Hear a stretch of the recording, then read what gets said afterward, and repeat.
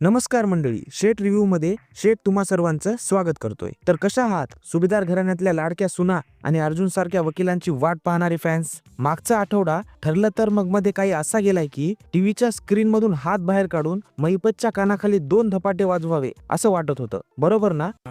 ये बड़ी अच्छी बात कही आप.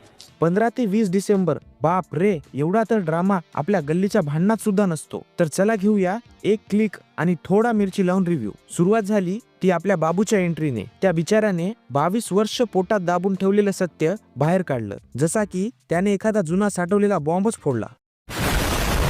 महिपतचे डोळे तर असे झाले होते की एखाद्या उंदराने मांजराला पाहिल्यावर कसे होते. अर्जुन आणि सायलीने इतके कष्ट घेतले की मला वाटलं की आता हे दोघं कोर्टात नाही तर थेट ऑलिम्पिक मध्ये मेडलच आणणार. पण शेवटी काय, महिपत अडकलाय, पण तो साप इतक्या सहसा कसा सोडेल? दुसरीकडे आपली लाडकी डिटेक्टिव्ह अस्मिताताई, तिला असं वाटत आहे की सचिनचं बाहेर कुठेतरी अफेअर चालू आहे. आणि आपली प्रिया, बाप रे, या बाईला तर कुणी बेस्ट खोटारडी म्हणून अवॉर्ड द्यायला पाहिजे. अश्विनला असं येड्यात काढते जसं की एखादं लहान बाळ आहे. अश्विन दादा, डोळे उघड, नाहीतर तुझी बायको तुला चहा म्हणून काढा प्यायला देईल, तरी सुद्धा तुला कळणार नाही.